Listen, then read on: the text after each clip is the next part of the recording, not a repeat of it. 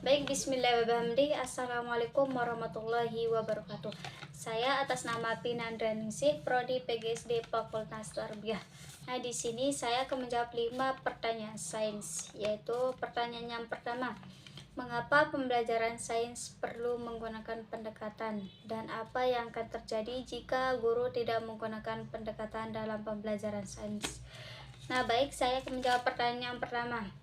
Nah, pembelajaran sains itu perlu menggunakan pendekatan agar pembelajaran itu akan lebih terarah, aktif, dan mudah dipahami siswa. Nah, pendekatan itu juga memudahkan guru untuk memilih cara belajar yang sesuai dengan tujuan pembelajaran.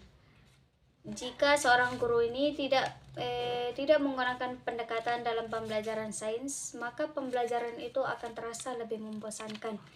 Nah, itulah jawaban singkat saya dari pertanyaan yang pertama. Baik, lanjut pertanyaan yang kedua. Materi IPA mempunyai 4 karakteristik, yaitu pengetahuan faktual, prosedural, konseptual, dan metakognitif. Nah, dari keempat karakteristik tersebut, manakah menurut Anda yang paling sulit diukur dalam ujian tertulis? Nah, baik, saya akan menjawab pertanyaan yang kedua. Menurut saya, dari 4 karakteristik yang saya sebut tadi, menurut saya yang paling sulit untuk diukur dalam ujian tertulis itu yaitu metakognitif. Nah, kenapa saya bilang metakognitif itu paling sulit untuk diukur dalam ujian tertulis? Karena metakognitif itu berkaitan dengan kemampuan siswa dalam menyadari, mengatur, dan mengevaluasi cara berpikirnya sendiri. Nah, itulah jawaban singkat saya dari pertanyaan yang kedua. Baik, kita lanjut pertanyaan yang ketiga. Komponen apa saja yang harus ada dalam modul pembelajaran IPA SD?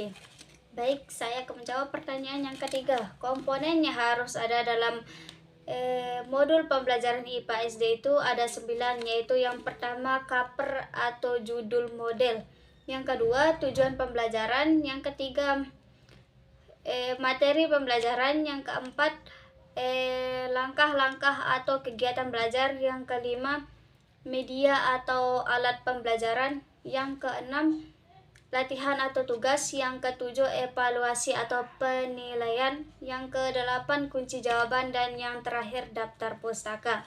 Nah, itu adalah komponen yang harus ada dalam modul pembelajaran IPA SD.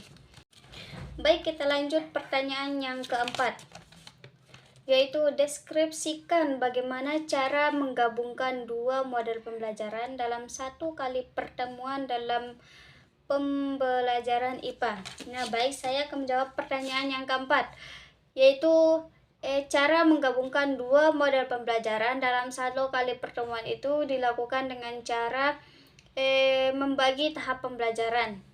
Contohnya, awal pertemuan itu menggunakan model discovery learning untuk menemukan konsep.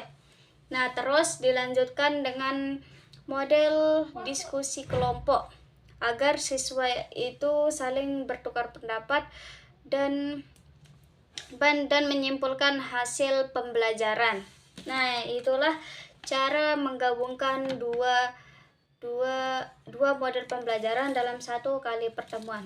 Pertanyaan yang terakhir, yaitu menurut Anda salah satu model pembelajaran yang paling efektif digunakan dalam pembelajaran IPA untuk mengembangkan kemampuan berpikir kritis siswa di SD.